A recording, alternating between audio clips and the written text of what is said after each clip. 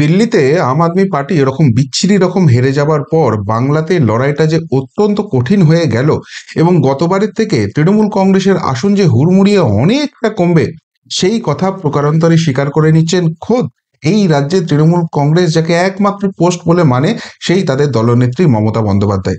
দেখুন, দিল্লিতে ঐতিহাসিক জয় এসছে বিজেপির, প্রায় 3 দশক পর তারা ক্ষমতায় এসেছে এবং তার ফলে এই রাজ্যের গেরুয়া শিবিরের কর্মী সমর্থকরা অত্যন্ত উচ্ছ্বসিত হয়ে গেছেন। শুভেন্দু অধিকারীর মতো নেতারা পরিষ্কারভাবেই বলে দিচ্ছেন আপ গেছে, এবারে মমতা পাপকে বিদায় করা। কিন্তু শুভেন্দুবাবু বা গেরুয়া শিবিরের কর্মী সমর্থকরা যতই উচ্ছ্বসিত হন না কেন, আসল ফ্যাক্টরটা তো অন্য। এই দিল্লির ফলাফলের পর কুণাল ঘোষ বা কল্যাণ বন্দ্যোপাধ্যায়ের মতো নেতারা কি বলছেন প্রকাশ্যে? বলছেন যে বাংলায় দিল্লির কোনো এফেক্ট পড়বে না এবং তৃণমূল কংগ্রেস 250 থেকে 260 আসন নিয়ে অন্তত ক্ষমতায় আসবে। এবার তারা রাজনীতির কথা বলছেন, হাই ছেড়েই দিলাম।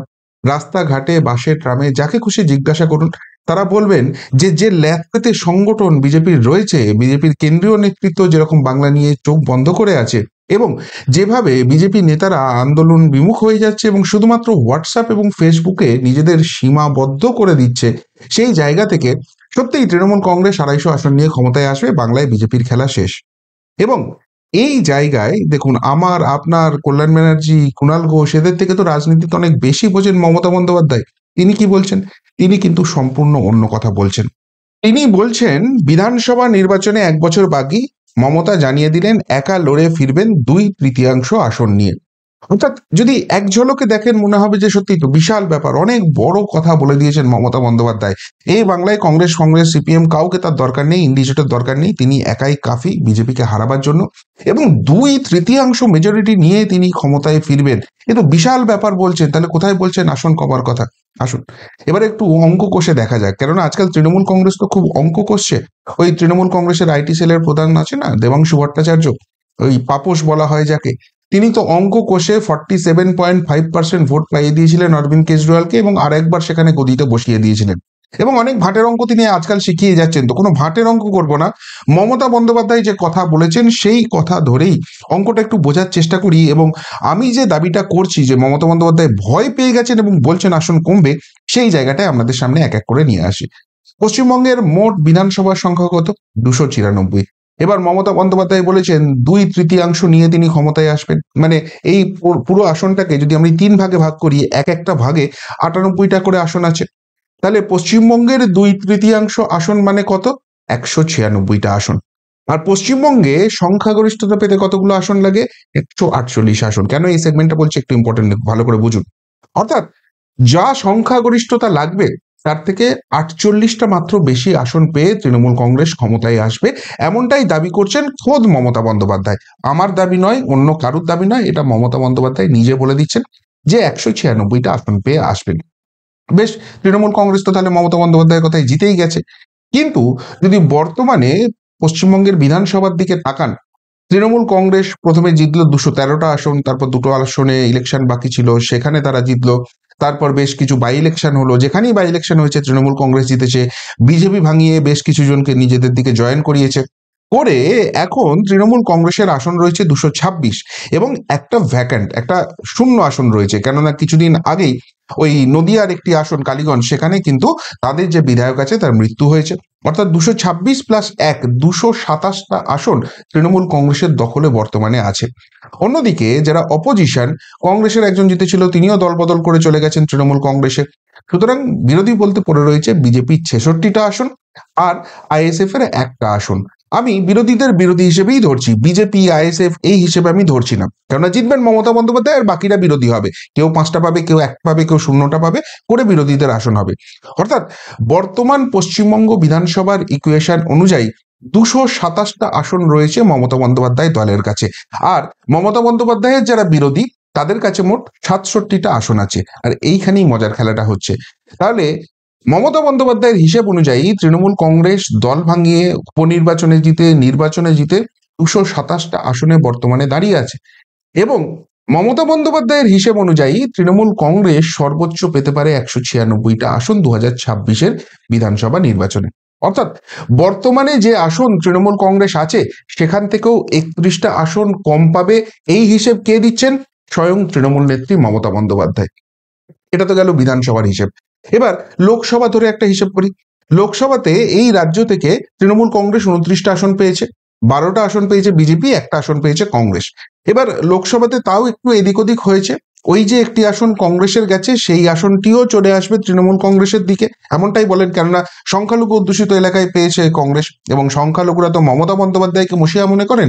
লোকসভা ভোটে যেহেতু নরেন্দ্র মোদী ফ্যাক্টর ছিল একটু এদিক ওদিক ভোট হয়েছে, কিন্তু বিধানসভায় সংখ্যালঘুরা মমতা বন্দ্যোপাধ্যায়ের বাইরে কিছু ভাববেন না, 30 আসন হয়ে গেছে।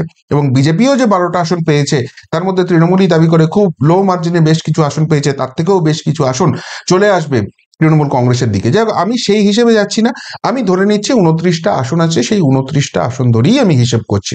এবার আমাদের এক একটা লোকসভাতে 7টা করে বিধানসভা আছে, মানে 29টা লোকসভা আসন জেতা মানে বিধানসভায় 203টে আসন জেতার সমান। এবার আপনারা বলবেন যে একটা লোকসভায় 7টা বিধানসভা আছে, 7টাতেই কি এরা লিড পেয়েছে? না, 7টাতে লিড পায়নি, কিছু লিড বিজেপি পেয়েছে। এবার বিজেপি যেগুলো জিতেছে সেই 12টা আসনের কি সমস্ত ওই 84টা যে বিধানসভা রয়েছে সব জায়গাতেই বিজেপি লিড আছে? না, সেখানেও তৃণমূল কংগ্রেস বেশ কিছু করেছে। তো প্লাস মাইনাস করবেন, মোটামুটি রাফলি এই জায়গাতেই চলে আসবে। আমি অত ডিটেলসে যাচ্ছি না, আমি একদম মোটা মোটা হিসেব করছি। অর্থাৎ 29টা লোকসভা জেতা মানে 203টে বিধানসভা, এই 6 মাস আগে হয়েছে। কিন্তু আরো 1 বছরের পরে যে ভোটটা হতে চলেছে সেখানে মমতা বন্দ্যোপাধ্যায়ের হিসেবেই যদি আমি ধরে রাখি তাহলে তৃণমূল কংগ্রেস পাচ্ছে 196টা আসন। অর্থাৎ এই লোকসভাতে যে আসন পেয়েছে তার থেকেও 7খানা কম আসন পাবে মমতা বন্দ্যোপাধ্যায়ের দল। এই দাবি কে করছেন? খোদ মমতা বন্দ্যোপাধ্যায় করছেন। অর্থাৎ দিল্লির বিধানসভার এফেক্ট নেই, যতই বলা হোক, যতই মনে করা হোক ল্যাথপেতে সংগঠন রয়েছে, সেই জায়গা থেকে মমতা বন্দ্যোপাধ্যায় নিজে কনফিডেন্স লুজ করছেন এবং বুঝতে পারছেন যে যা ফলাফল হয়েছিল তার থেকে ফলাফল খারাপ হতে যাচ্ছে 2026-এর নির্বাচনে। এইবার আরেকটা হিসেবে আপনাদের আমি দেখাই, তারপর আমি বেশ কিছু গুরুত্বপূর্ণ পয়েন্ট বলবো। এখানে এখানে লোকসভা নির্বাচনের যে হিসেব হয়েছে সেখানে পার্সেন্টেজ অফ ভোট, ওই লাস্টে সুইং আছে, সুইং এর ঠিক আগের কলামটা দেখুন, পার্সেন্টেজ অফ ভোট, কোন দল কত পার্সেন্ট ভোট পেয়েছে। তৃণমূল কংগ্রেস পেয়েছে বিগত লোকসভার হিসেবে 45.76%, 45.76%, এবং বিজেপি পেয়েছে 38.73%, প্রায় 39%-এর কাছাকাছি ভোট বিজেপি পেয়েছে। 46% পেয়েছে তৃণমূল কংগ্রেস এবং বিজেপি পেয়েছে 39%। বাকি ভোটটা ওই 11%-এর কাছাকাছি রয়েছে, যেটা মূলত গেছে সিপিএম এবং কংগ্রেসের দিকে। কংগ্রেস বোধহয় 5% মতো আর 6% মতো সিপিএম পেয়েছে, বা বামেরা পেয়েছে, সিপিএম বলাটা ভুল। তো সেই জায়গা থেকে বিজেপি যেটা টার্গেট করেছে যে তারা তাদের যে লোকসভায় প্রাপ্ত ভোট আছে সেখান থেকে আরো 5% ভোট তারা বাড়াবে, এবং শুভেন্দু অধিকারী বারবারই সেই দাবিটা করছেন, সেই আবেদনটা মানুষের কাছে রাখছেন যে হিন্দু ভোট, কেননা সংখ্যালঘুরা তো ভোট দেবে না বিজেপিকে এই বিধানসভায়, তো হিন্দুরা আরো 5% ভোট বিজেপিকে দিন, তাহলেই এই রাজ্যে পরিবর্তন করব। এবার পাবে কি পাবে না আমি সেই অঙ্কে যাচ্ছি না, আমি ধরে নিলাম যে দাবিটা করছে সেই অনুযায়ী আরো 5% ভোট পেল, তাহলে 39%-এ দাঁড়িয়ে আছে বিজেপি। আরো 5% ভোট পাওয়া মানে তারা পৌঁছে যাবে 44%, 44% ভোট পেয়ে গেল বিজেপি। অন্যদিকে 46%-এ দাঁড়িয়ে আছে তৃণমূল কংগ্রেস। এই 5% ভোটটা যদি তৃণমূল কংগ্রেসের থেকে 1%ও আসে তাহলে তৃণমূল কংগ্রেসের কিন্তু 2%-এর লস। কিন্তু আমি ধরে নিলাম তৃণমূল কংগ্রেসের কোনো ভোট ব্যাংক বিজেপি থাবা বসাতে পারলো না, যারা তৃণমূলকে ভোট দিয়েছিল তারাই তৃণমূলকে ভোট দেবে। তাহলে অন্যান্য যে জায়গাগুলো রয়েছে, নোটা, বামেরা, কংগ্রেস, সেইখান থেকে আরো 5% ভোট যদি বিজেপি বাড়িয়ে নেয় এবং তারা শেষ পর্যন্ত 44%-এ পৌঁছে যায়, মমতা বন্দ্যোপাধ্যায় 46%-এ দাঁড়িয়ে আছে, বিজেপি 44%, তাহলেও কিন্তু এই রাজ্যে পালাবদল ঘটে যাবে। কেননা এই রাজ্যে 85টা বিধানসভা রয়েছে যেগুলো সংখ্যালঘু অধ্যুষিত, এবং সেই 85টা বিধানসভার 85টাতেই মমতা বন্দ্যোপাধ্যায়ের দল জিতবে। এবং যে সংখ্যালঘু আসনগুলো রয়েছে সেখানে মমতা বন্দ্যোপাধ্যায়ের দলের ভোট 7%, 65%, 70% অব্দি চলে যেতে পারে, এবং সেই সব আসনগুলোতে আলটিমেটলি বিজেপির ভোট দাঁড়াবে 15%, 18% ম্যাক্সিমাম, তার বেশি বিজেপি কিছুতেই পাবে না, তার থেকে কমও হয়ে যেতে পারে। তাহলে এই 85টা আসনে যদি বিজেপি 15% গড়ে বা 18% গড়ে ভোট পায়, এবং ওভারঅল রাজ্যের 294টা আসনে তারা যদি 44% ভোট পায়, তাহলে এই 85টা আসন বাদ দিয়ে বাকি যে 209টা আসন থাকছে সেই 209টা আসনে বিজেপির ভোট আলটিমেটলি 48-49% হয়ে যাবে। অর্থাৎ তৃণমূল কংগ্রেস 46% ভোট পাচ্ছে, অ্যাভারেজ, আর 49% বাকি আসনগুলোতে পাচ্ছে বিজেপি। তাহলে যে আসনে 49% বা 48% ভোট পাবে, এমনিতেই বিজেপির এজ থাকবে, বিজেপির দিকে ঢলে থাকবে। এবং আরেকটা মজার কথা, যেহেতু তৃণমূলের অ্যাভারেজ ভোট হচ্ছে 46% এবং এই 85টা আসনে 60% 70% করে ভোট পাবে, তাহলে অটোমেটিক্যালি দেখা যাবে যে এই আসনগুলোতে বিজেপি তৃণমূল কিছুটা ভোট কম পাবে, অর্থাৎ তাদের ভোট থাকবে মোটামুটি 40-42% কাছাকাছি। অর্থাৎ অঙ্কের হিসেবে যদি দেখা যায়, 209টা আসন রয়েছে যেখানে অ্যাভারেজ ভোট হবে বিজেপির 47-48% এবং তৃণমূল কংগ্রেসের ভোট হবে 40-42%। অর্থাৎ এখানে যদি প্লাস মাইনাস করা যায়, এই 209টা আসনের মধ্যে 150-60টা 130টা আসন পাওয়া কিন্তু বিজেপির অসম্ভব নয়। আবারও বলছি, এটা অঙ্কের হিসেব, বাস্তবে এই জিনিস অ্যাচিভ করতে গেলে অনেক পথ বিজেপিকে হাঁটাতে হবে। খাতায় কলমে হিসেব আর ভোটের হিসেব এক জিনিস নয়। কিন্তু আমি বলছি যে বিজেপির যে টার্গেট আছে, যে বিজেপি ক্ষমতায় আসবে 5% ভোট বাড়াবে বলছে, এই অঙ্কেই কিন্তু বিজেপি অঙ্কটা কষছে। এইবার আপনাদের একটা মজার ব্যাপার দেখায়, আপনারা তো একটা কথাই বারবার বলেন যে এই রাজ্যে যে বিজেপি আসবে সেখানে বিজেপির অনেক গাফিলতি আছে, সেই গাফিলতিগুলো যদি না সরে বিজেপি কি করে আসবে? বিশেষ করে সেন্টারের যে সেটিং থিওরি আছে সেটাকে তো সবার আগে বন্ধ করতে হবে। ওই নাগপুরই চায় না, ওই মোদী অমিত শাহই চায় না যে এই রাজ্য থেকে মমতা বন্দ্যোপাধ্যায়ের পরিবর্তন ঘটুক। এবার যদি না চান, বিজেপি ভোট পাবে না, হেরে যাবে, ওই নিয়ে তো কিছু বলার নেই। কিন্তু আমার কথা হচ্ছে, যদি তারা চান, তাহলে আমার মতে এই 5টা স্টেপ যদি হয়ে যায়, যেটা বিজেপির হাতে আছে, নিজেদের হাতে আছে, তারা যদি সত্যিই জিততে চায়, তাহলে কিন্তু বাংলায় অনেক কিছু চেঞ্জ হয়ে যাবে। কি? নাম্বার 1, মমতা বন্দ্যোপাধ্যায়ের বিকল্প মুখ কে? 2021-এ এই প্রশ্নটা কিন্তু বিজেপিকে তাড়া করেছিল। কিন্তু গত 5 বছরে শুভেন্দু অধিকারী যে পারফরমেন্সটা দিয়েছেন বিরোধী দলনেতা হিসেবে, তাতে বাংলার একটা বড় অংশের মানুষ কিন্তু শুভেন্দু অধিকারীকে মমতা বন্দ্যোপাধ্যায়ের বিকল্প মুখ হিসেবে বেছে নিয়েছেন এবং তার উপর আস্থা রাখছেন। এবার বিজেপি যদি শুভেন্দু অধিকারীর থেকেও কোনো ভালো মুখ নিয়ে আসতে পারে অন্য কথা, কিন্তু যদি না নিয়ে আসে এবং শুভেন্দু অধিকারী কি আবছা হলেও প্রজেক্ট করে রাখে যে হারলে, মমতা বন্দ্যোপাধ্যায় হারলে শুভেন্দু অধিকারীর নেতৃত্বেই এখানে সরকার হবে, তাহলে কিন্তু বড় একটা অংশের মানুষ মমতা বন্দ্যোপাধ্যায়ের বিকল্প মুখ কিন্তু পেয়ে যাচ্ছে এবং তাদের ক্ষেত্রে ডিসিশন নেওয়া অনেক ইজি হয়ে যাবে। নাম্বার 2, এখানে যে সেটিং থিওরির কথা বলা হয়, কেন্দ্রীয় নেতৃত্ব যে সেটিং করছে, সেটার একটা বড় কারণ হচ্ছে এই রাজ্যে এসে দুর্নীতিবাজদের নিয়ে অনেক কথা বলা হচ্ছে, কিন্তু দুর্নীতির বিরুদ্ধে আলটিমেট কোনো স্টেপ দেখা যাচ্ছে না। এবার ধরুন, এই যে আগামী 13টা মাস বাকি আছে, সেখানে দেখা গেল যে ইডি সিবিআই পুরোপুরি ঝাঁপিয়ে পড়ছে, আদালতের নির্দেশ আসছে এবং যাদের যাদের বিরুদ্ধে অভিযোগ, এবং সেটা সর্বোচ্চ মাথা অবধি, তাদেরকে একে একে জেল যাত্রা হচ্ছে, তারা জেলে যাচ্ছে এবং জেল থেকে বেরোতে পারছে না। না হলে আবারও বলছি, বিজেপি ভরাডুবি হবে, সেখানে কিচ্ছু বলার নেই।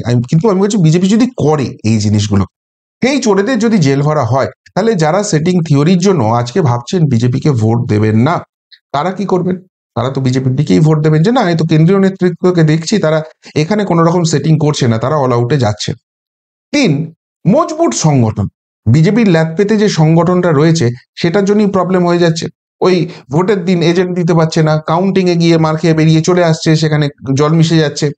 এই সমস্ত যে জিনিস হচ্ছে, বা ধরুন এই বিভিন্ন রকম আন্দোলন করার যে লোপ্পা ফুলটোস গুলো এই রাজ্যের শাসক দল তুলে দিচ্ছে, বিজেপি কিন্তু সেটা বুথ লেভেলে মানুষের কাছে গিয়ে সেই আন্দোলনটা নিয়ে যেতে পারছে না, আন্দোলনে এই শাসক দলটাকে জর্জরিত করে দিতে পারছে না। কিন্তু যদি একটা সংগঠন মজবুত যদি হয়, তাহলে দেখুন ভালো ফল যে হতে পারে, সেটা পূর্ব মেদিনীপুর তার সব থেকে বড় উদাহরণ। অর্থাৎ 16টার মধ্যে 15টা বিধানসভায় লিড করছে সেখানে বিজেপি। তাহলে এই সংগঠনটা যদি তারা মজবুত করতে পারে, তাহলেও তো অনেক কিছু চেঞ্জ হয়ে যাবে। 4, যেটা বলা হয় যে একটা বড় অংশের মানুষ, বিশেষ করে মহিলা ভোটাররা, তারা এত কিছু বোঝেন না, তারা মাসের শেষে ওই 1000 টাকা 1200 টাকা পাচ্ছেন এবং সেটা হয়তো বেড়ে গিয়ে 2000, 2500, 3000 ভোটের আগে মমতা বন্দ্যোপাধ্যায় ঘোষণা করে দেবেন। ফলে এই যা কিছু হয়ে যাক, আরজিকর ফারজিকর, এগুলো কোনো এফেক্ট ফেলবে না। এই মহিলা ভোটাররা আবারই তৃণমূল কংগ্রেসকে ভোট দেবেন। এখন মজার ব্যাপার যেটা হচ্ছে, বিজেপি বিভিন্ন রাজ্যে জিতে ক্ষমতায় আসছে, বা সেখানে অলরেডি ক্ষমতায় ছিল, আবারও সেখানে ক্ষমতা ধরে রাখছে, কিন্তু যে রাজ্যেই আসছে, বিজেপি মোটামুটি এরকম কিছু প্রকল্প চালু করে দিচ্ছে যেখানে মহিলাদের মাসিক একটা তারা মোটা টাকা দিচ্ছে, এবং সেটা প্রত্যেকটাই দেখা যাচ্ছে পশ্চিমবঙ্গের থেকে অনেক বেটার প্রকল্প হচ্ছে। সুতরাং আজকে পশ্চিমবঙ্গের মানুষ যে পরিমাণ পরিযায়ী শ্রমিক হয়ে অন্যান্য রাজ্যে কাজ করছে, অন্য রাজ্যে, বিজেপি শাসিত রাজ্যে কি হচ্ছে, কি পাওয়া যাচ্ছে না হচ্ছে, তারা কিন্তু খুব ভালো করে জানে। আজকে মোবাইলের যুগে, সোশ্যাল মিডিয়ার যুগে আর কিছু লুকিয়ে চুরিয়ে করা কিন্তু সম্ভব নয়। সুতরাং বিজেপি যদি এই লক্ষ্মীর ভান্ডারের বিকল্প কোনো বড় প্রকল্প, ধরুন তার একটা নাম দিল অন্নপূর্ণা প্রকল্প, এবং সেখানে তৃণমূলের থেকে অনেক বেশি টাকা দেবে, এই কথা যদি ঘোষণা করে দেয়, এই মহিলা ভোট ব্যাংকেরই কিন্তু একটা অংশ 2% 3% যাই হোক, তারা কিন্তু মমতা বন্দ্যোপাধ্যায়কে ছেড়ে বিজেপির দিকে ভোট দিতে পারে। সেটা যদি 1%ও আসে সেটাও বিজেপির লাভ। সুতরাং লক্ষ্মীর ভান্ডারের বিকল্প যদি একটা ঘোষণা করে দেয়, এবং সব থেকে গুরুত্বপূর্ণ যেটা দিল্লিতে কিন্তু বিজেপি খুব সিনসিয়ারলি করেছে, সেটা হচ্ছে এই অনুপ্রবেশের ফলে ভোটার লিস্টে প্রচুর রোহিঙ্গা বাংলাদেশির নাম ঢুকে গিয়েছিল। 5,000 6,000 8,000 10,000 করে নাম সেই ভোটার তালিকা থেকে কিন্তু দিল্লিতে বাদ গেছে, এবং সেখানেই দেখা যাচ্ছে যে বহু আসনে আম আদমি পার্টি কিন্তু ওখানেই হেরে গেছে। এই জিনিসটা যদি পশ্চিমবঙ্গেও করা সম্ভব হয়, পশ্চিমবঙ্গে তারা করতে পারে, কেননা পশ্চিমবঙ্গে অনুপ্রবেশ নিয়ে তো বিজেপি দীর্ঘদিন ধরে সওয়াল করছে। তাহলে সেই ভোটার লিস্টে যদি জলটা মেশানোটা বন্ধ করতে পারে, এই যে বাংলাদেশিরা এসে ভোটার লিস্টে নাম তুলে দিচ্ছে এবং তারপর ভারতে জঙ্গিপনা করতে বিভিন্ন প্রান্তে ছড়িয়ে পড়ছে। ওই সাদ আলী না কি নাম, মুর্শিদাবাদের 2টি বিধানসভায় তার নাম আছে, কেরালাতে গিয়ে জঙ্গিবৃত্তি করছিল, পুলিশ ধরেছে। এই জিনিসটা যদি বিজেপি করতে পারে, এই 5টা পয়েন্ট, অনেক পয়েন্ট আছে বিজেপির ডেভেলপমেন্টে, কিন্তু এই 5টা পয়েন্টে যদি কনসেন্ট্রেট করে, তাহলে তারা যে ওই 5% ভোট বৃদ্ধির স্বপ্নটা দেখছে, সেটা কি স্বপ্ন থাকবে না বাস্তবে হওয়া সম্ভব আছে? আবারও বলছি, যদি করতে না পারে বিজেপি পাবে না, কিন্তু যদি করে তাহলে তো পাওয়ার সম্ভাবনা রয়েছে। তাহলে মমতা বন্দ্যোপাধ্যায় যে হিসেবটা করছেন যে 196 আসন তিনি পাবেন, তাহলে তার হিসেব অনুযায়ী দেখা যাচ্ছে যে তৃণমূল কংগ্রেসের ভোটটা কমছে। আর যদি সত্যিই বিজেপি এই জায়গাগুলো কনসেন্ট্রেট করতে পারে, তাহলে সেই 196টা কি 196 এসে থাকবে? সেটা তো আরো কমবে।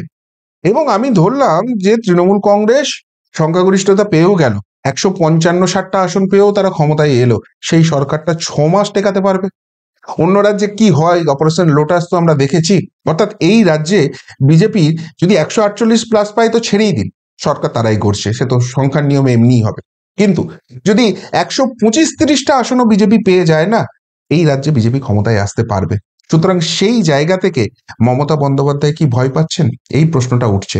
আর যেটা বলছিলাম যে cherry on the cake, Congress দিল্লিতে একটা কিন্তু স্টান্স নিয়েছিল তাদের রাজ্য নেতাদের চাপে, যে ভাই আমরা এখানে হয়তো জিতবো না, হয়তো বিজেপি জিতবে, কিন্তু আমাদের ভোট ব্যাংকটা ট্রান্সফার হয়েই তো একটা আঞ্চলিক দল আম আদমি পার্টি তৈরি হয়েছে, যারা আমাদের ভোট ব্যাংকটা নিয়ে এখানে রাজত্ব করছে। এদেরকে যদি হারাতে পারি, এদেরকে যদি হটাতে পারি, আমরা বিরোধী জায়গায় একসময় আসবো, এবং বিরোধী জায়গায় যদি একসময় আসতে পারি, আমরা সেখান থেকে ক্ষমতায় আসতে পারবো। এবং বাংলা নিয়েও কিন্তু এরকম ভাবনা চিন্তা কংগ্রেসের রয়েছে নাকি শোনা যাচ্ছে। সার্বিকভাবে কংগ্রেস করতে পারবে কিনা জানা নেই, কিন্তু যদি মালদা মুর্শিদাবাদে অধীর চৌধুরীর মতো নেতারা, যারা পোটেনশিয়ালি মমতা বিরোধী, তারা যদি এই কড়া স্টান্সটা নিয়ে থাকেন, এবং ধরুন কংগ্রেসের মধ্যে থেকে যদি না করতে পারেন, তারা হয়তো সেখান থেকে বেরিয়ে এসে আলাদা কিছু করেন, তাহলে তাহলে কি মমতা বন্দ্যোপাধ্যায়ের বিপদটা আরো বাড়বে নাকি কমবে? সুতরাং দিল্লি জয়ের পর যতই ল্যাপপেতে সংগঠন এখানে বিজেপির মনে হোক না কেন, যতই তৃণমূল কংগ্রেস মুখে কনফিডেন্স দেখাক যে দিল্লির কোনো এফেক্ট বাংলায় পড়বে না, আমরা আবারও ক্ষমতায় আসছি, মমতা বন্দ্যোপাধ্যায় নিজে কি বুঝতে পারছেন যে অঙ্কটা এতটাও সোজা নয়, এবং এখানে গতবারের থেকে আসন কমবেই, সংখ্যাগরিষ্ঠতার উপরে নিজেকে রাখতে পারবেন কিনা সেই টেনশন কি এখন থেকেই তাকে কুঁড়ে কুঁড়ে খেতে শুরু করেছে? প্রশ্নটা কিন্তু উঠে যাচ্ছে। আপনাদের কি মনে হয়, মমতা বন্দ্যোপাধ্যায় যে কথা বলেছেন, সেটা সেটার সঙ্গে যে হিসেব আপনাদের দেখালাম, আসন কমার যে আশঙ্কা, সেটা কি ঘিরে ধরছে? আর সেটা কি চাপা দিতে একটু বড়সড় করে দেখিয়ে, মিডিয়া দিয়ে প্রচার করিয়ে দলের কর্মী সমর্থকদের চাঙ্গা করার চেষ্টা করছেন? কেননা দিল্লির পর বাংলার যারা তৃণমূলের কর্মী সমর্থক রয়েছেন, তারা একটু হলেও ভীত হতে শুরু করেছেন, ক্ষমতা হারাবার ভয়টা তাদের একটু হলেও গ্রাস করছে। উত্তরটা অবশ্যই কমেন্ট বক্সে কমেন্ট করে জানাবেন। এখনকার মতো এখানেই শেষ করলাম, ফেরত আসছি নতুন প্রতিবেদন নিয়ে খুব তাড়াতাড়ি। ভালো থাকবেন, সাথে থাকবেন, পাশে থাকবেন। নমস্কার।